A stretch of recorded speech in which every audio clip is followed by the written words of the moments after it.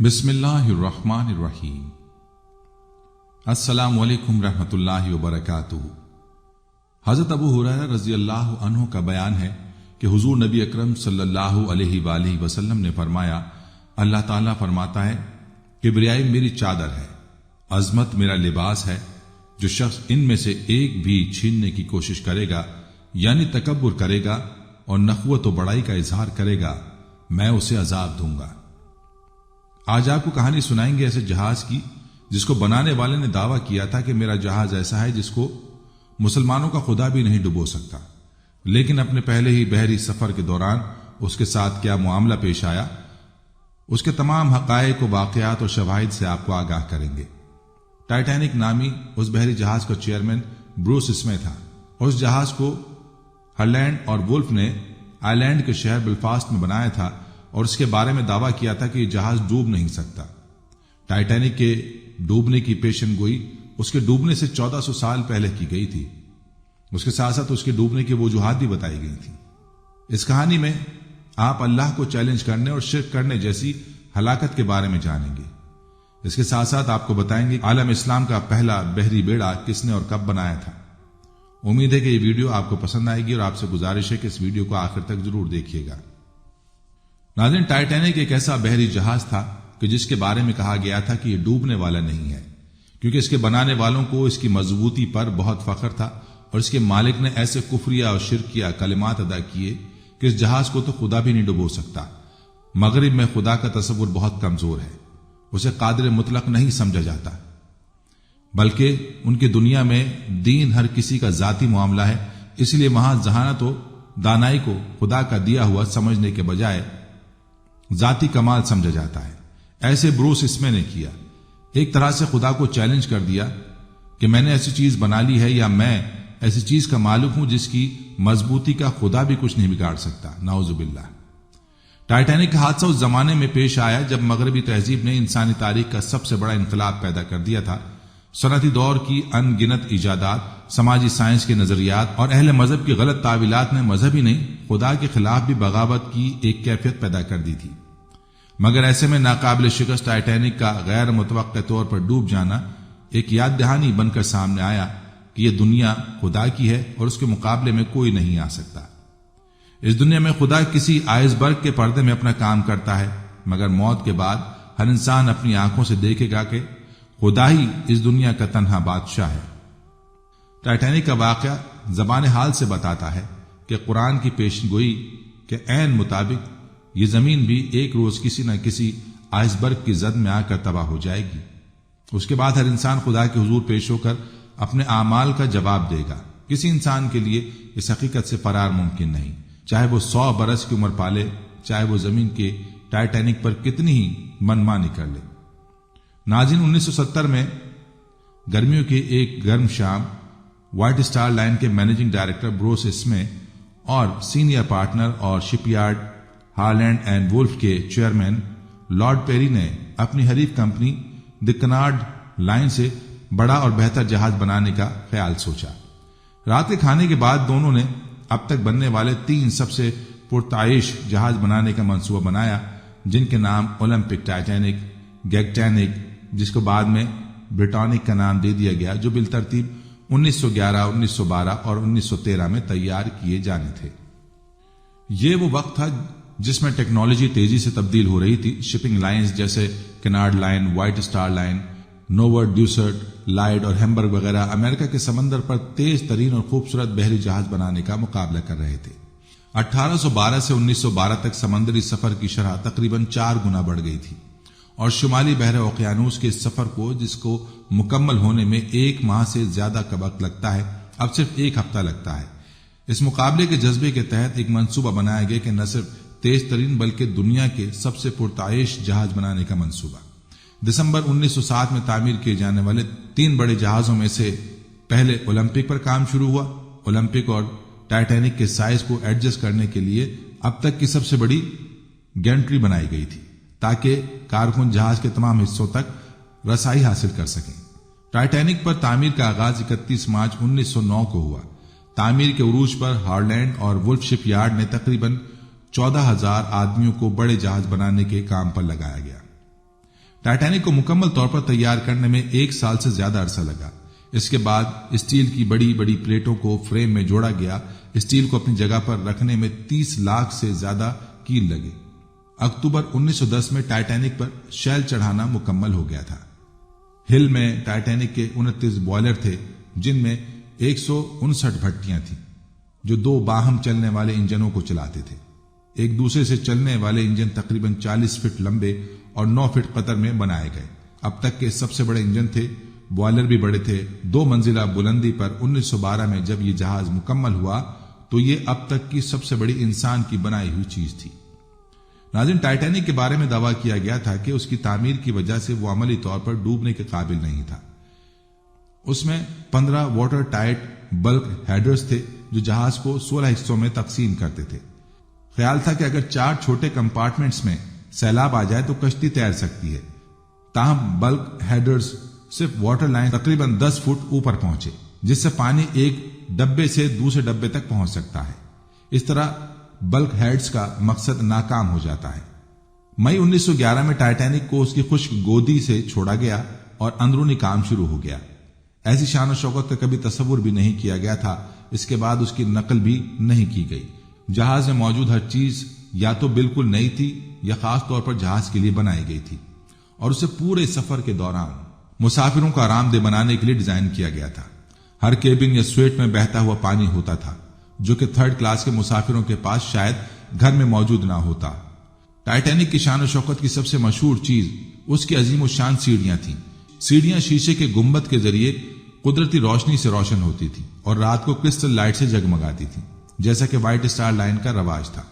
31 مئی 1911 کو جب ٹائٹینک اپنی خشک گودی سے نکلا تو اس کا نام شیمپین یا شراب سے نہیں رکھا گیا تھا، تاہم تقریباً 1 لاکھ کے ایک بڑے ہجوم نے ٹائٹینک کو پانی میں پھسلتے ہوئے دیکھا۔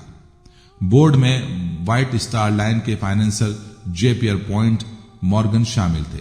لارڈ پیری، ہالینڈ اور وولف کے چیئرمین جے بروس میں وائٹ سٹار لائن کے چیئرمین، اور تھامس اینڈریو، ہالینڈ اور وولف کے مینیجنگ ڈائریکٹرز جو بحری جہاز کا جائزہ لے رہے تھے اور دیکھ بھال کر رہے تھے۔ 2 اپریل 1912 کو ٹائٹینک نے اپنی سمندری آزمائش مکمل کی اور اسے سمندر کے قابل سمجھا گیا۔ 8 مختصر دنوں کے بعد ٹائٹینک اپنے پہلے اور آخری سفر پر روانہ ہونے کے لیے بالکل تیار تھا۔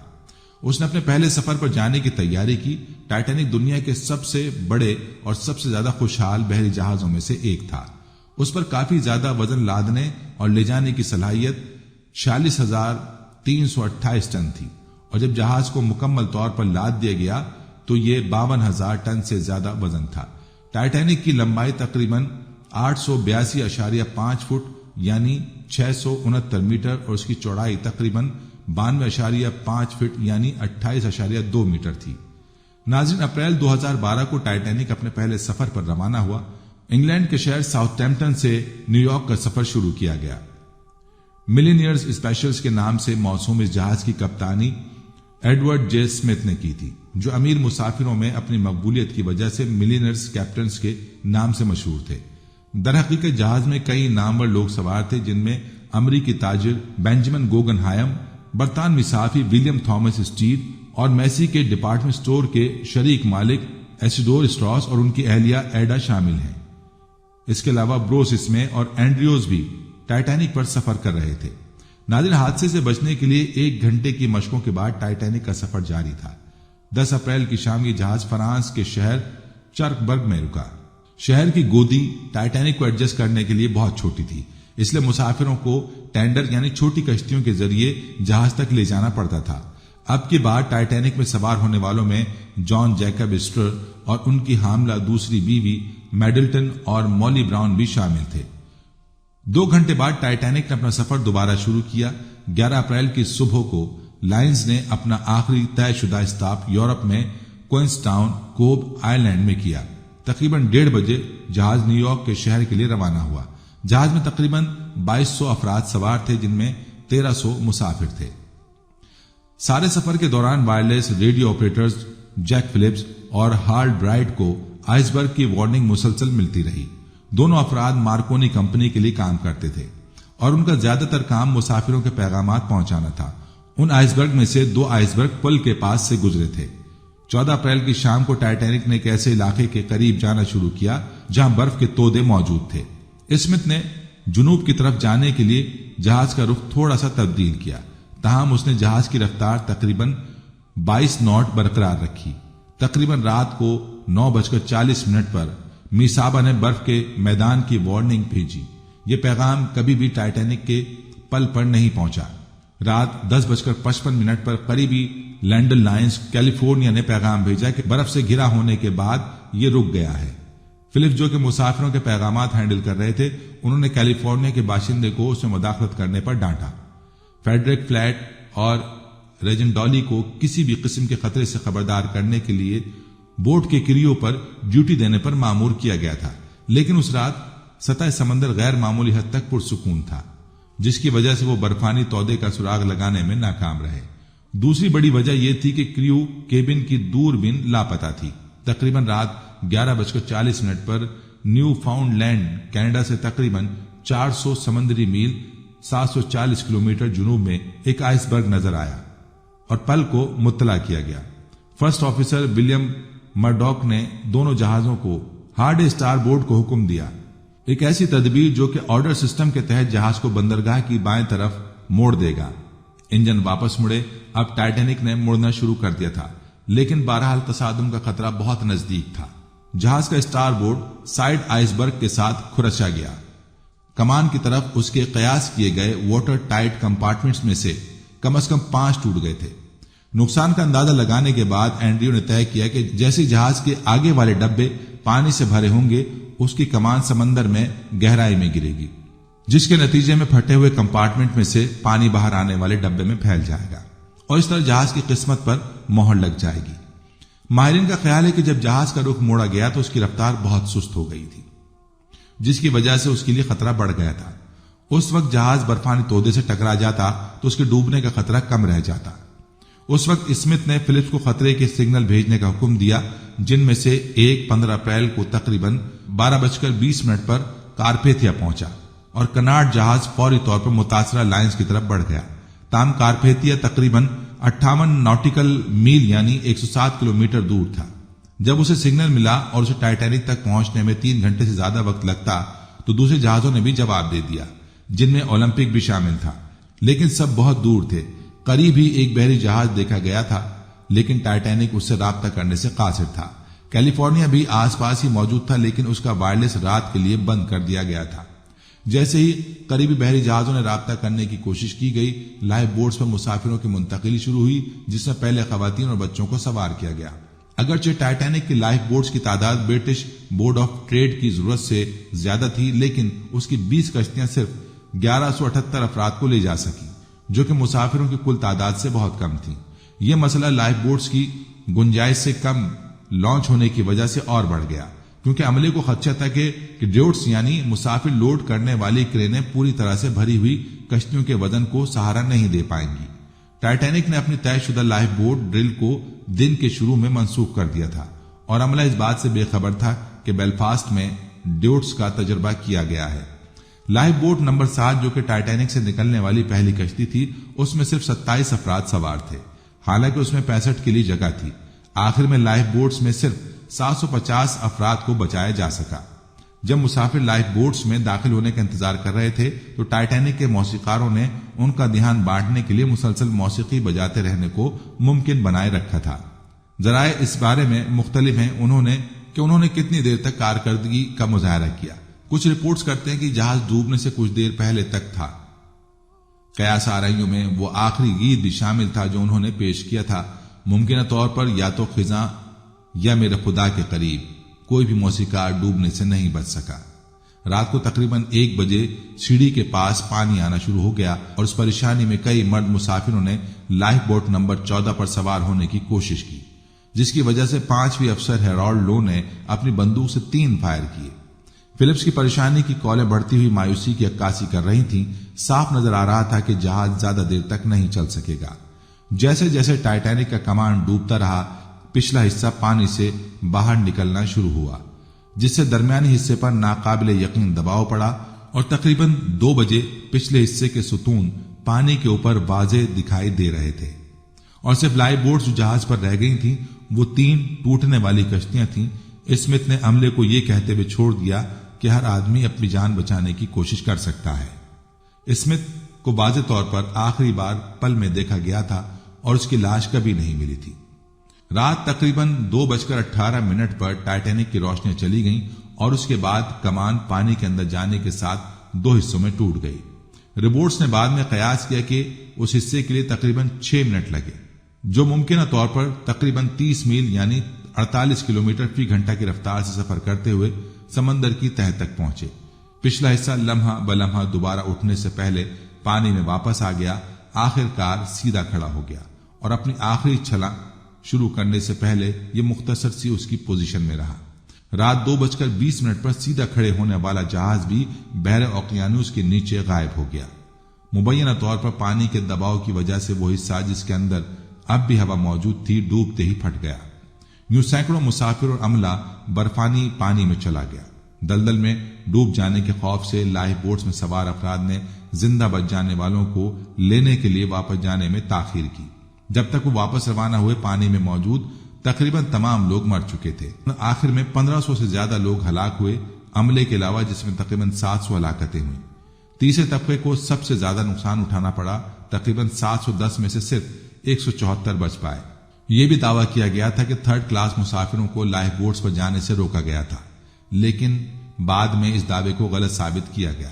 اسمتھ کی جانب سے عام الارم بجانے میں ناکامی کے پیش نظر کچھ تیسرے درجے کے مسافروں کو اس وقت تک صورتحال کی سنگینی کا احساس نہیں ہوا جب تک بہت دیر نہ ہو گئی۔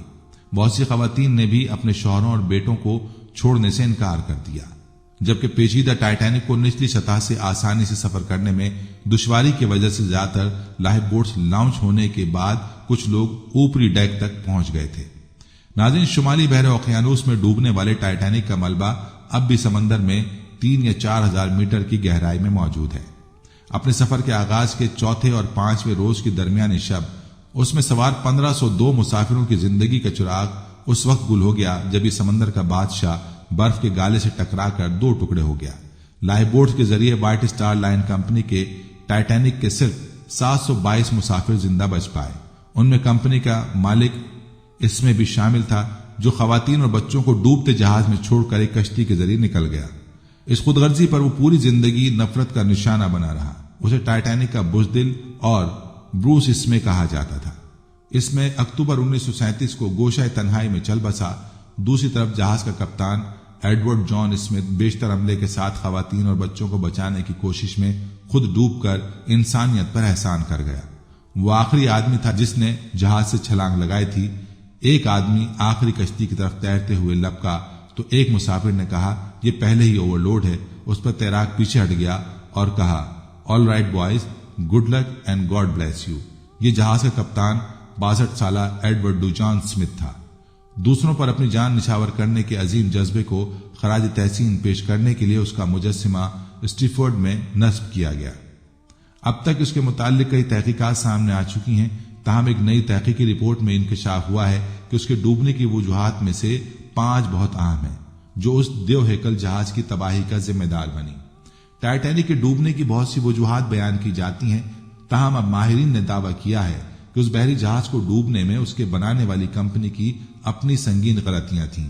پہلی وجہ یہ تھی کہ ٹائٹینک کے مالک کی جانب سے جہاز کے کپتان کو سختی سے یہ ہدایت کی گئی تھی کہ وہ کسی بھی طرح اس جہاز کو 7 دن کے اندر اس کی منزل تک پہنچایا جائے، جس کی وجہ سے جہاز کو اس کی نارمل رفتار سے کافی تیز چلایا گیا۔ دوسری وجہ یہ تھی کہ جہاز کی روانگی کے تیسرے روز موسم بہت ابر آلود تھا، چاروں طرف دھند پھیلی ہوئی تھی اور جہاز اپنی رفتار سے منزل کی جانب رواں دواں تھا۔ اس دوران کچھ فاصلے پر ایک اور جہاز بھی موجود تھا۔ دوسرے جہاز سے ٹائٹینک کپتان کو یہ پیغام دیا گیا کہ جہاز روک لیا جائے، کیونکہ تھوڑے فاصلے پر ہی بڑے بڑے برف کے ٹکڑے آئس برگ موجود ہیں۔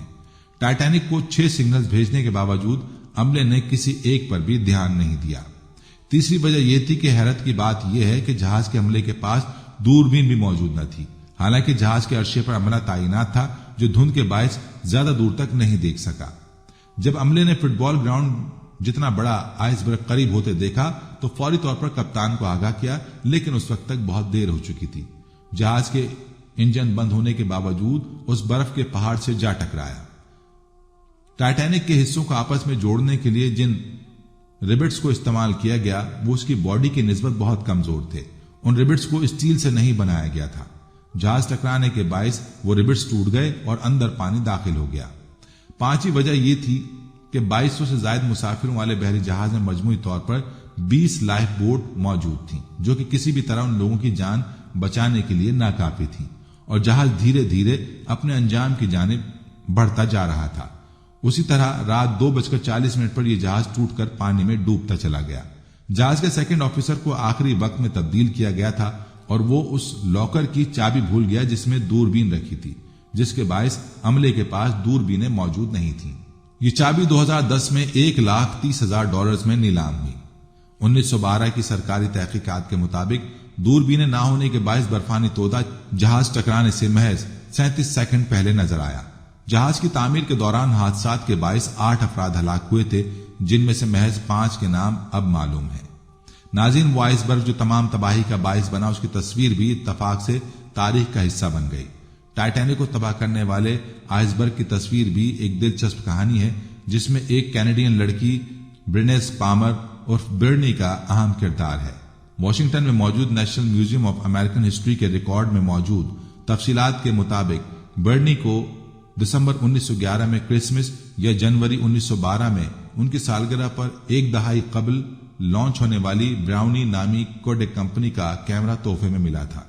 اتفاق سے اپریل 2012 میں برنی اپنی والدہ کے ہمراہ بحر روم کی سیر کے غرض سے امریکی شہر نیو یارک سے بحری جہاز کارپیتھیا میں روانہ ہوئی تھی اور اس کا نیا کیمرہ بھی اس کے پاس ہے.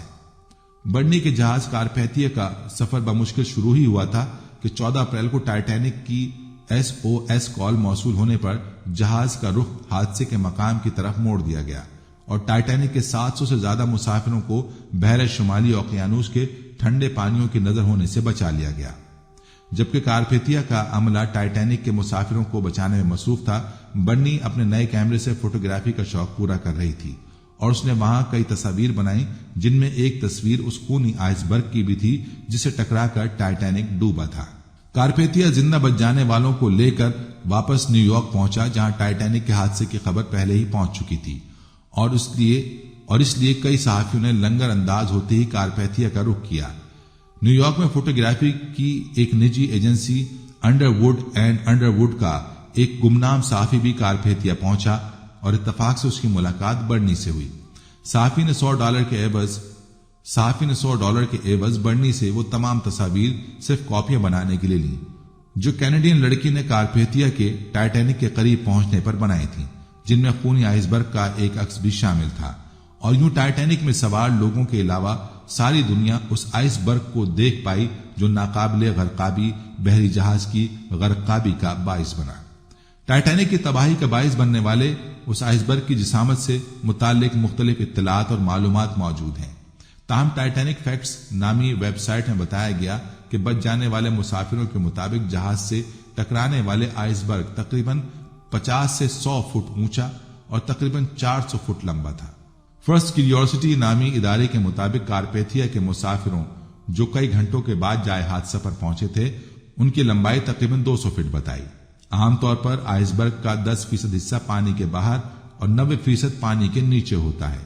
سائنسدانوں کے خیال میں ٹائٹینک سے ٹکرانے والا آئس برگ گرین لینڈ کے جنوب مغربی ساحل میں موجود برف کی ایک بڑی چادر سے وجود میں آیا اور 1 سے 3 سال تک پانی میں بہتے رہنے اور اپنے اصلی حجم سے آدھا ہونے کے بعد اس مقام پر پہنچا. اس کی مڈ بھیڑ ناقابل غرقاب ٹائٹینک سے ہوئی. جس رات ٹائٹینک آئس برگ سے ٹکرایا اس وقت شمالی بحر اوقیانوس کے پانی کا درجہ حرارت نقطہ انجماد سے بالکل نیچے تھا جو بدقسمت مسافروں کے لیے جان لیوا ثابت ہوا. بعض دوسرے سائنسدانوں کے مطابق ٹکراؤ کی رات اس مقام پر بحر شمالی اوقیانوس کے پانی کا درجہ حرارت -2 ڈگری سیلسیس تھا جو نقطہ انجماد سے نیچے ہونے کے باوجود برفانی تودے کو زیادہ عرصے تک برقرار رکھنے کے لیے بہت زیادہ گرم ہوتا ہے. بعض ماہرین کے خیال میں ٹائٹینک جیسی دیو ہیکل چیز کے سمندری پانی میں ڈوبنے اور بڑی تعداد میں لوگوں کی موجودگی کی وجہ سے بھی بحر شمالی اوقیانوس میں حادثے کے مخصوص مقام پر پانی کا درجہ حرارت میں اضافے کا امکان موجود ہے جو آئس برگ کی عمر مزید کم کرنے میں مددگار ثابت ہوگا. سمندری سائنسز کے ماہرین کے مطابق شمالی بحر اوقیانوس میں ایک برفانی تودے کی اوسط زندگی 2 سے 3 سال ہوتی ہے، جس سے اس امر کی تصدیق ہوتی ہے کہ ٹائٹینک سے ٹکرانے والے آئس برگ کی پیدائش 1910 یا 1911 میں گرین لینڈ کے ساحلوں کے قریب ہوئی ہوگی۔ ماہرین کے خیال میں مذکورہ آئس برگ ٹائٹینک کو تباہ کرنے کے ہی سال کے آخر یا زیادہ سے زیادہ اگلے سال 1913 تک ختم ہو گیا ہوگا۔ بعض دوسرے ماہرین کا خیال ہے کہ مذکورہ آئس برگ 1914 کے وسط میں جنگ عظیم اول سے شروع ہونے سے قبل اپنی زندگی کا سائیکل مکمل کرتے ہوئے برف سے پانی میں تبدیل ہو چکا ہوگا۔ امریکی ادارے نیشنل اوزون سروس کے مطابق سمندر میں برف کا ایک ایسا تودا جس کی اونچائی سطح سمندر سے کم 16 فٹ سے زیادہ، موٹائی تقریباً 100 سے 164 فٹ کے درمیان اور برف کا رقبہ کم 5382 مربع فٹ ہو کو آئس برگ کہا جا سکتا ہے۔ سمندر میں برف کے چھوٹے چھوٹے ٹکڑے بھی پائے جاتے ہیں جنہیں برگی برڈز اور گرولرز کہا جاتا ہے، جو مل کر ایک پورا آئس برگ بھی بنا سکتے ہیں۔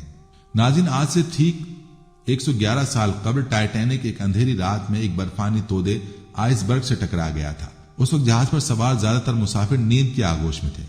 حادثے کے وقت ٹائٹینک 41 کلومیٹر فی گھنٹہ کی رفتار سے انگلینڈ کے شہر ساؤتھ ٹیمپٹن سے امریکہ کے شہر نیو یارک کی طرف بڑھ رہا تھا اور صرف 3 گھنٹے کے اندر 14 اور 15 اپریل 1912 کی درمیانی رات ٹائٹینک بحر اوقیانوس میں ڈوب گیا تھا۔ وہ جہاز جس کے بارے میں کہا جاتا تھا کہ وہ کبھی نہیں ڈوبے گا، نہ صرف چند گھنٹوں میں سمندر میں غرق ہو گیا بلکہ اس حادثے میں 1500 کے قریب افراد بھی ہلاک ہو گئے تھے۔ 111 سال بعد بھی اسے سب سے بڑا سمندری حادثہ سمجھا جاتا ہے۔ ستمبر 1985 میں اس جہاز کی باقیات کو بحر اوقیانوس میں جائے حادثہ سے ہٹایا گیا تھا۔ حادثے کے بعد یہ بحری جہاز کینیڈا سے 650 کلومیٹر کے فاصلے پر 3843 میٹر کی گہرائی میں 2 حصوں میں بٹ گیا اور دونوں حصے ایک دوسرے سے 800 میٹر کے فاصلے پر تھے۔ 111 سال گزرنے کے بعد بھی اس حادثے کے بارے میں معمے موجود ہیں۔ اس بڑے بحری جہاز کے بارے میں کہا جاتا ہے کہ یہ ڈوب نہیں سکتا، خدا بھی اسے نہیں ڈبو سکتا۔ اس یقین کی کچھ تو وجوہات بھی تھیں۔ Federal university of Rio de Janeiro کے شعبہ بحریہ اور اوشن انجینئرنگ کے پروفیسر اور انجینئر الیگزینڈر ڈی پینویلو کہتے ہیں کہ انجینئرنگ کے لحاظ سے یہ ڈیزائن کی بنیاد پر تیار کردہ پہلا جہاز تھا۔ کئی واٹر ٹائٹس کمپارٹمنٹس بنائے گئے تھے، یعنی جہاز کا ایک کمرہ پانی سے بھر جائے تو دوسرے کمرے کو غرق نہیں کر سکتا تھا۔ وہ بتاتے ہیں کہ جہاز کی تیاری کے دوران کچھ مشکلات پیش آئی تھیں، جیسا کہ جہاز کی اونچائی کتنی رکھی جائے تاکہ بجلی کی تاریں اور پانی کے پائپ ٹھیک سے کام کر سکیں۔ اس پر بہت سوچ بچار کی گئی۔ پروفیسر ایلو کے مطابق اس پر غور کرنے کے بعد اس وقت کے انجینئرز نے جہاز کی اونچائی کا تعین کیا، یہاں تک کہ سیلاب کی صورتحال میں انہوں نے اندازہ لگایا کہ پانی چھت کی اونچائی تک نہیں پہنچے گا۔ انہوں نے چھت پر محفوظ کمپارٹمنٹ بھی بنائے تھے، لیکن تب کسی نے برف کے تودے سے زبردست ٹکراؤ کا سوچا بھی نہ ہوگا۔ پروفیسر ایلو کا کہنا تھا کہ تصادم اتنا زوردار تھا کہ جہاز کی مین باڈی میں جہاز کی نصف لمبائی تک سوراخ ہو گیا تھا۔ ایسی حالت میں پانی ڈیک تک پہنچ گیا تھا۔ جہاز پانی سے بھرنے لگا تھا۔ ایسی صورتحال میں ریسکیو ممکن نہیں ہوتا۔ آپ پانی کو نکالنے کے لیے جہاز میں موجود تمام پمپس چالو کر سکتے ہیں، آپ سب کچھ آزما سکتے ہیں، لیکن جس رفتار سے پانی اندر آ رہا ہوتا ہے اسی رفتار سے اسے واپس باہر نہیں پھینک سکتے۔ جہاز سازی اور نیویگیٹر سول انجینئر تھیری بتاتے ہیں کہ ٹائٹینک کی اس طرح تشہیر کی گئی تھی کہ وہ ڈوب نہیں سکتا تھا۔ اس کی وجہ یہ تھی کہ بہت سے سیلرز بنائے گئے تھے جو واٹر ٹائٹ وال سے بنے تھے اور اس میں پانی داخل نہیں ہو سکتا تھا۔ جہاز میں پانی داخل ہونے کی صورت میں بھی پانی اس سیلرز اور کمپارٹمنٹ میں داخل نہیں ہو سکتا تھا، لیکن برفانی تودے کے ساتھ ٹکرانے سے جہاز کو اچھا خاصا نقصان پہنچا تھا اور واٹر ٹائٹس کمپارٹمنٹ کی بہت سی دیواریں تباہ ہو گئی تھیں۔ فیلومینس فیڈرل یونیورسٹی کے پروفیسر اور ٹرانسپورٹ انجینئر اورلوسوراس مارتا کے مطابق ٹائٹینک کا واٹر ٹائٹ کمپارٹمنٹ بند کرنے کا نظام بھی ٹھیک سے کام نہیں کر رہا تھا۔ اس وقت جہاز بنانے کے لیے جو دھات استعمال ہوتی تھی وہ موجودہ اسٹیل کی طرح مضبوط نہیں تھی۔ سورس مارتا کا کہنا تھا کہ زبردست تصادم کے بعد جہاز کی ساخت میں تبدیلی آئی، دروازے بند نہیں ہو رہے تھے، وہ پھنس گئے تھے۔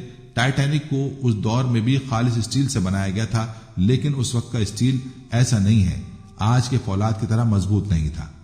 ساؤ پاولو میں میکنزی یونیورسٹی کے پروفیسر اور میٹرولوجیکل انجینئر جان بیتاک بتاتے ہیں کہ 1940 کی دہائی تک جہاز کا مرکزی حصہ شیٹ میٹل سے بنا تھا۔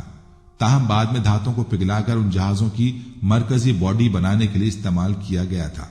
بیتوک بتاتے ہیں کہ اس کے بعد ٹیکنالوجی اور مواد بہت بدل چکے ہیں۔ اب دھات پگھل کر آپس میں جڑی ہوئی ہے۔ اسٹیل بنانے میں کاربن کا استعمال کم ہونا شروع ہو گیا ہے اور مینگنیز کا استعمال بڑھنے لگا ہے۔ آج کل اسٹیل بہت مضبوط ہے۔ جان بیتوک کے مطابق آج کے بحری جہاز پانی، سمندری لہروں کے اتار چڑھاؤ اور سمندری طوفانوں سے ہم آہنگ ہونے کی زیادہ صلاحیت رکھتے ہیں۔ بڑے حادثوں کے بعد اس کی وجوہات میں انسانی غلطیاں ہمیشہ پائی جاتی ہیں۔ ماہرین کے مطابق آئس برگ سے بھرے خطوں سے گزرنے میں مشکلات کے باوجود اس پر سفر کو تیزی سے مکمل کرنے کا شدید دباؤ تھا۔ دراصل یہ دباؤ بلو بینڈ کے حصول کے لیے تھا۔ 1839 میں شروع ہونے والا یہ اعزاز بحر اوقیانوس کو عبور کرنے والے تیز ترین جہاز کو دیا جاتا تھا۔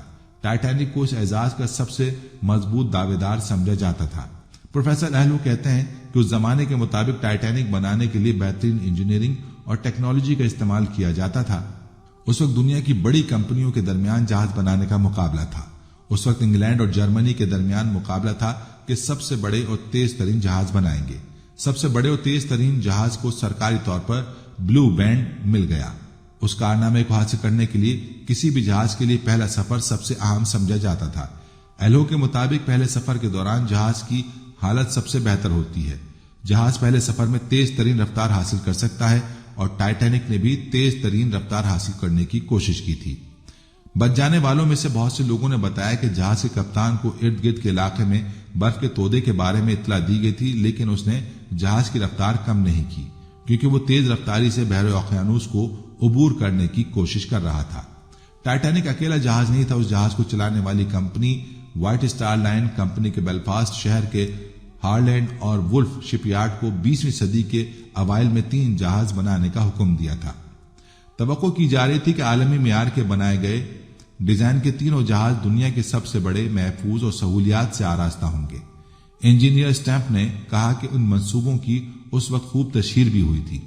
سن 1908 اور 1915 کے درمیان بنائے گئے ان جہازوں کو اولمپک کلاس جہاز کہا جاتا تھا۔ پہلے 2 بحری جہازوں 1908 میں اولمپک اور 1909 میں ٹائٹینک کی تیاری شروع ہوئی تھی۔ تیسرے جہاز دی جائگنٹینک کی تیاری 1911 میں شروع ہوئی تھی۔ تاہم تینوں جہاز کسی نہ کسی حادثے کا شکار ہوئے تھے۔ اولمپک جہاز جون 1911 میں بحری سفر کے لیے سمندر میں اتارا گیا۔ اسی سال یہ ایک جنگی جہاز سے ٹکرا گیا۔ تاہم مرمت کے بعد اس کی سروس دوبارہ شروع ہو گئی تھی۔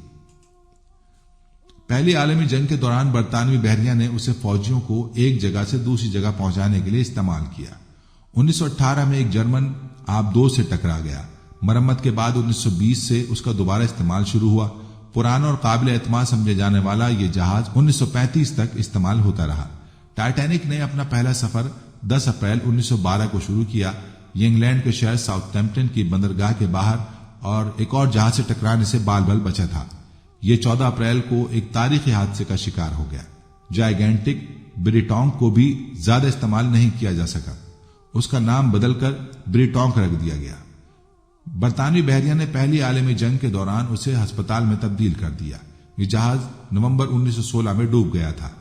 یہ تینوں جہاز اپنے زمانے میں بہت بڑے تھے، لیکن آج کے مقابلے میں بہت چھوٹے کہلائیں گے۔ مارتا کا کہنا ہے کہ وہ آج کے جہازوں کے مقابلے میں صرف ایک کشتی تھے۔ ٹائٹینک کی لمبائی 269 میٹر تھی۔ عملے اور مسافروں سمیت تقریباً 3300 افراد کو ٹھہرانے کی سہولت تھی۔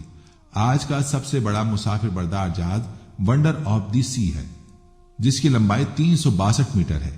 اس جہاز پر عملے کے 2300 ارکان کے ساتھ 7000 مسافر سفر کر سکتے ہیں۔ ٹائٹینک حادثے میں 1500 کے قریب افراد ہلاک ہوئے، جس کے بعد سمندری جہازوں کے حفاظتی نظام کو بہتر بنانے کی کوششیں شروع کر دی گئی ہیں۔ اس حادثے کے بعد سمندری جہازوں کی حفاظت کے لیے ریڈار جیسے آلات کی تیاری شروع کر دی گئی۔ پروفیسر ایلو بتاتے ہیں کہ ریڈار کا استعمال دوسری عالمی جنگ کے بعد ہی شروع ہوا تھا۔ اس سے پہلے سب کچھ کا انحصار سامنے کے منظر پر تھا۔ ایک ملح کو اونچائی پر بٹھا دیا جاتا جہاں سے وہ سامنے موجود آئس برگ وغیرہ کے بارے میں الرٹ کرتا تھا۔ یہ طریقہ اس وقت بہت محفوظ نہیں ہوتا تھا جب جہاز تیز رفتاری سے چل رہا ہو۔ ٹائٹینک حادثے کے بعد بحری جہازوں میں حفاظتی انتظامات پر زور دیا گیا۔ ٹائٹینک کے حادثے میں بہت سے لوگ اس لیے مارے گئے کہ ان کے لیے لائف بوٹس نہیں تھی۔ پروفیسر ایلہو بتاتے ہیں کہ یہ جہاز کبھی نہیں ڈوب سکتا، اس یقین کی وجہ سے جہاز میں صرف آدھی لائف بوٹس رکھی گئی تھی۔ مارتا کا کہنا تھا کہ یہ حادثات سمندری جہازوں کی حفاظت کے حوالے سے ایک اہم سنگ میل ثابت ہوا۔ سمندری جہازوں کی حفاظت کے لیے ادارہ جاتی فریم ورک بنایا گیا، تعمیر کے دوران حفاظتی پیرامیٹرز کا خیال رکھا گیا، اسے مسلسل بہتر بنانے کے منصوبے پر کام کیا گیا۔ آج کے دوران میں ریڈار اور سونار برف کے تودوں کا بہت پہلے سے پتہ لگا لیتے ہیں۔ آج سمندر کی نقشہ سازی یا نیویگیشنل چارٹ سفر کے دوران بہت زیادہ جدید ہیں۔ ناظرین، ٹائٹینک کے بارے میں چند حیران کن باتیں بھی موجود ہیں، جیسا کہ ڈوبنے کے بعد اس جہاز کا ملبہ بھی ایک معمہ بن گیا تھا اور 7 دہائیوں سے زائد عرصے کے بعد 1985 میں اسے دریافت کیا گیا تھا۔ جان جیکب آسٹر کو اس عہد میں دنیا کا امیر ترین شخص تصور کیا جاتا تھا۔ 15 کروڑ ڈالرز موجودہ عہد کے 4.5 ارب ڈالرز کے برابر مالک تھے۔ وہ ٹائٹینک کے ذریعے برطانیہ سے اپنے گھر واپس جا رہے تھے جب حادثے کے باعث ہلاک ہوئے۔ 1898 میں شائع ہونے والے ایک ناول فیوٹیلیٹی میں ٹائٹینک جیسے حادثات کی پیشگوئی کی تھی۔ یہ ناول ایسے بحری جہاز کے بارے میں تھا جس کا نام ٹائٹن تھا۔ وہ اپنے پہلے سفر کے دوران اپریل کے مہینے میں برفانی تودے سے ٹکرا کر ڈوب جاتا ہے۔ ناول میں بھی جہاز کو کبھی غرق نہ ہونے والا کہا گیا تھا اور اس میں بھی لائف بوٹس کی تعداد اتنی ہی تھی جتنی ٹائٹینک میں موجود تھی۔ جب ناول کے رائٹر سے اس کی وجہ معلوم کی گئی تو اس کے مطابق اس ناول میں موجود جہاز ٹائٹین کی کہانی صرف اس نے بہت زیادہ معلومات کی وجہ سے لکھی تھی، ورنہ ٹائٹینک کے بارے میں کچھ بھی نہیں جانتا تھا۔ ناظرین، یہ تو وہ سب دنیاوی وجوہات تھیں، لیکن اصل وجہ تو اس کے مالک کا تکبر اور شرک کے الفاظ تھے جو اس کی تباہی کا باعث بن گئے اور اسے بھی رہتی دنیا تک عبرت کا نشان بنا دیا، کیونکہ وہ جب تک زندہ رہا اپنے معاشرے میں قابل نفرت ہی رہا۔ اللہ تعالیٰ کے ساتھ شرک کرنا اس کے غضب کو آواز دینا ہے۔ کسی انسان کی مجال ہو ہی نہیں سکتی کہ وہ کچھ بھی کمال یا کسی صفت کو اپنے آپ کے ساتھ منسوب کر لے۔ اگر انسان سے کوئی ایسا کام ہو جاتا ہے جو دنیا میں اسے نمایاں کرنے کا باعث بنے تو اس میں کوئی کمال نہیں، بلکہ وہ عطا تو اللہ تعالیٰ کی ہی ہے جس کی مرضی کے بغیر پتا بھی نہیں ہلتا۔ اس لیے اس کی ذات اور صفات میں شرک کرنا کبیرہ گناہوں میں آتا ہے۔ سورہ نساء میں اللہ تعالیٰ فرماتا ہے، بے شک اللہ اس بات کو نہیں بخشتا کہ اس کے ساتھ شرک کیا جائے، اور اس سے کم تر جو گناہ بھی ہو جس کے لیے چاہتا ہے بخش دیتا ہے، اور جس نے اللہ کے ساتھ شرک کیا اس نے نسبتاً زبردست گناہ کا بہتان باندھا۔ بروس اس میں اور اس کی کمپنی نے اپنے جہاز پر تکبر بھی کیا تھا، یہ کبھی ڈوب نہیں سکتا۔ پھر اللہ نے اس کو اس کے پہلے ہی سفر میں ایسا ڈبویا کہ آج تک اس کے ڈوبنے کے بارے میں مختلف قیاس آرائیاں ہی کی جاتی ہیں۔ یہاں تک کہ کہا جاتا ہے کہ اگر ٹائٹینک برفانی تودے سے نہ ٹکراتا تو اس کے اندر لگی ہوئی آگ اسے جلا دیتی، کیونکہ برفانی تودے سے پہلے ہی جہاز میں آگ لگ چکی تھی، جس کو بروس اسمے کے کہنے کے مطابق مسافروں سے چھپایا گیا تھا۔ ذرا سوچے اگر ایسا بھی ہوا ہوگا تو کیا یہ عذاب کی صورت نہیں تھی؟ یعنی اس جہاز کو تباہ ہونا ہی تھا جس کے بارے میں نعوذ باللہ خدا کی طاقت کو چیلنج کیا گیا تھا۔ دنیا کا پہلا بحری بیڑا برطانوی بحری جہازوں کا ایک بیڑا تھا جو پہلے برطانوی نو آباد کاروں اور مجرموں کو آسٹریلیا لایا تھا۔ یہ شاہی بحریہ کے 2 جہازوں، 3 اسٹور جہازوں اور 6 مجرموں کی نقل و حمل کے جہازوں سے بنایا تھا۔ 13 مئی 1787 کو کیپٹن آرتھر فلپ کی کمان میں یہ بحری بیڑا 1400 سے زائد افراد، مجرموں، میرینز، ملاح، سول آفیسرز اور آزاد آباد کاروں کے ساتھ پورٹس ساؤتھ انگلستان سے روانہ ہوا اور 24,000 کلومیٹر یعنی 15,000 میل اور 250 دنوں سے زیادہ سفر طے کر کے بالآخر خلیج باٹنی، نیو ساؤتھ ویلز پہنچے، جہاں آسٹریلیا میں پہلی برطانوی آبادکاری کی ایک تعزیتی کالونی بن جائے گی۔ ناظرین، آخر میں آپ کو بتاتے چلیں کہ مسلمانوں نے اپنا پہلا بحری بیڑا کس مقصد کے لیے بنایا تھا۔ حضرت فاروق اعظم رضی اللہ تعالیٰ عنہ کی وفات کے بعد جب حضرت عثمان رضی اللہ عنہ مسند خلافت پر متمکن ہوئے تو حضرت معاویہ رضی اللہ عنہ نے اپنا مطالبہ ان کے سامنے پیش کیا، اور جب تک امام علی مقام سے اپنا مطالبہ منوا نہیں لیا برابر اس کو پیش کرتے رہے۔ حضرت عثمان رضی اللہ عنہ بحری جہاز کی ضرورت سے بے خبر نہ تھے، مگر مسلمانوں کی جان ان کو بھی ویسی عزیز و محبوب تھی جیسی حضرت عمر رضی اللہ عنہ کو تھی۔ اس لیے اس شرط کے ساتھ اجازت دے دی کہ نہ تو لوگوں کو اپنی رائے سے منتخب کیا جائے اور نہ انہیں قرآن اندازی کی جائے، بلکہ انہیں اختیار دیا جائے کہ جو کوئی خوشی سے ثواب کی خاطر بحری جہاز کے لیے تیار ہو اسے لیا جائے اور اس کی ہر طرح سے امداد و معاونت کی جائے۔ حضرت معاویہ نے ایسا ہی کیا اور سیدنا عبداللہ بن قیس الحارثی کو امیر البحر بنا دیا۔ انہوں نے سردی اور گرمی میں 50 بحری لڑائیاں لڑیں، جن میں سے ایک آدمی بھی غرق نہ ہوا اور نہ ہی کسی کو کوئی مصیبت پیش آئی۔ وہ دعا کرتے رہتے تھے کہ حق تعالیٰ ان کے لشکر کو خیر و عافیت سے رکھے اور ان میں سے کسی کو بھی مصیبت میں مبتلا نہ کرے۔ رب تعالیٰ نے دعا قبول فرمائی اور ایسا ہی ہوا۔ آپ رضی اللہ عنہ نے رومیوں کو شکست فاش دیتے ہوئے طرابلس، شام، اموریا، شمشاد، ملتیا، انتاکیا، ترتوس، ارواڑ، روڈز اور سقلیہ کو حدود نصرانیت سے نکال کر اسلامی سلطنت میں داخل کر دیا۔ بحر روم میں رومی حکومت کا ایک بہت بڑا بحری مرکز تھا جو کہ شام کے ساحل کے قریب ہونے کے باعث شام کے مسلمانوں کے لیے بہت قریبی خطرہ تھا۔ اسے فتح کیے بغیر شام و مصر کی حفاظت ممکن نہ تھی۔ اس کے علاوہ سرحدی رومی اکثر مسلمانوں سے چھیڑ چھاڑ کرتے ہوئے مسلمانوں کو تنگ کرتے رہتے تھے۔ حضرت عثمان رضی اللہ عنہ کی طرف سے بحری بیڑے کو تیار کرنے کی اجازت ملنے کے بعد حضرت امیر معاویہ رضی اللہ عنہ نے بڑے جوش و خروش کے ساتھ بحری بیڑے کی تیاری شروع کر دی اور اپنی اس بحری مہم کا اعلان کر دیا، جس کے جواب میں جذبہ جہاد سے سرشار مجاہدین اسلام شام کا رخ کرنے لگے۔ 28 ہجری میں آپ رضی اللہ عنہ پوری شان و شوکت، تیاری و طاقت اور اسلامی تاریخ کے پہلے بحری بیڑے کے ساتھ بحر روم میں اترے، لیکن وہاں کے باشندوں نے مسلمانوں کے ساتھ صلح کر لی۔ بعد میں مسلمانوں کو تنگ کرنے اور بدعہدی کرنے پر سیدنا امیر معاویہ پوری بحری طاقت اور عظیم الشان بحری بیڑے کے ساتھ، جس میں تقریباً 500 کے قریب بحری جہاز شامل تھے، قبرص، سائپرس کی طرف روانہ ہوئے اور بڑی بہادری سے لڑتے ہوئے قبرص یعنی سائپرس کو فتح کر لیا۔ اس لشکر کے امیر و قائد سیدنا امیر معاویہ تھے۔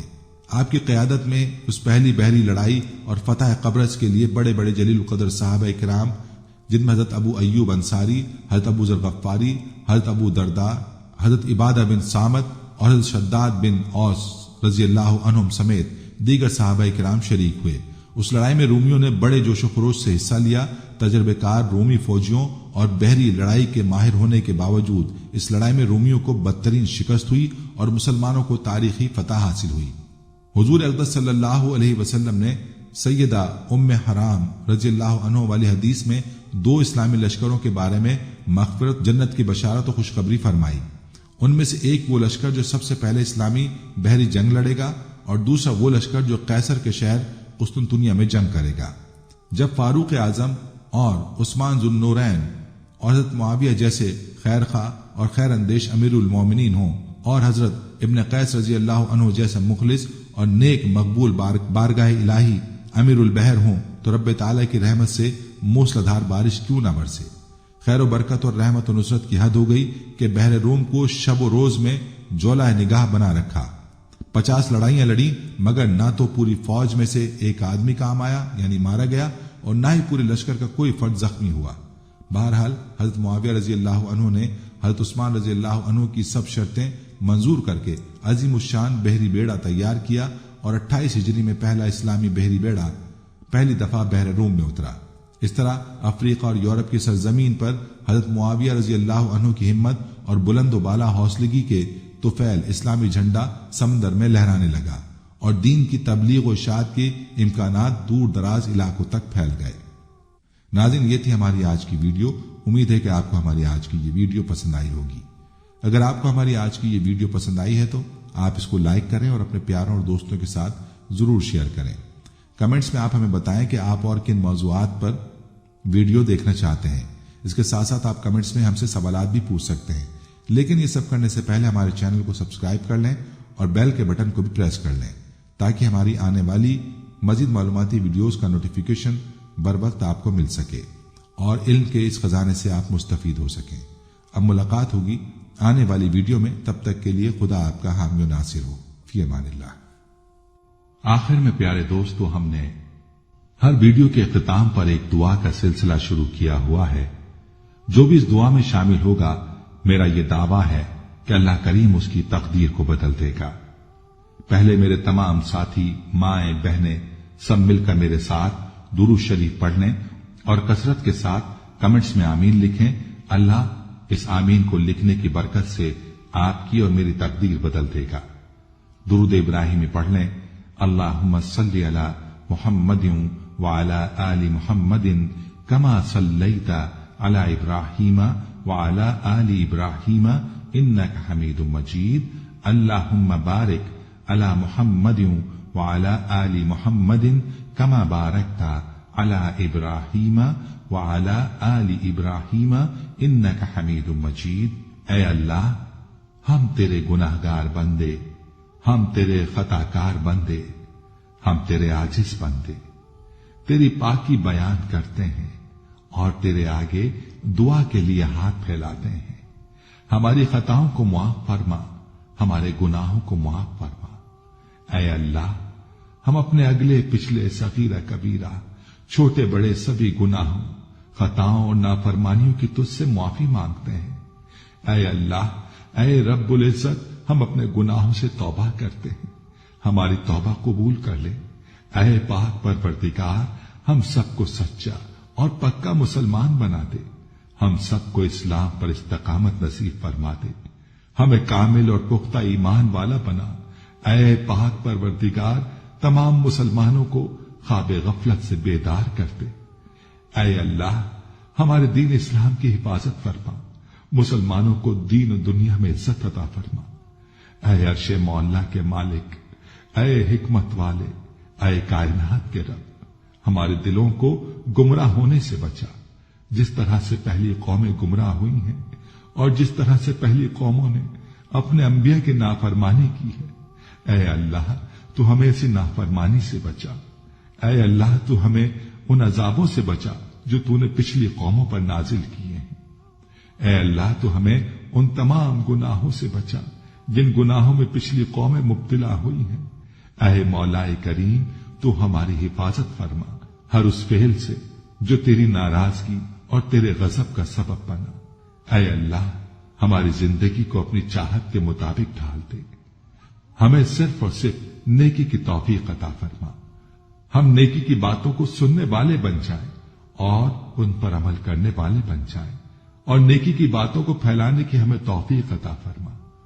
ऐ अल्लाह, ये दौर फितने का दौर है, उम्मत के अंदर हर तरह के गुनाह पाए जाते हैं, तो हमारे हाल पर रहम फरमा और हमें गुनाहों से बचने की तौफीक अता फरमा।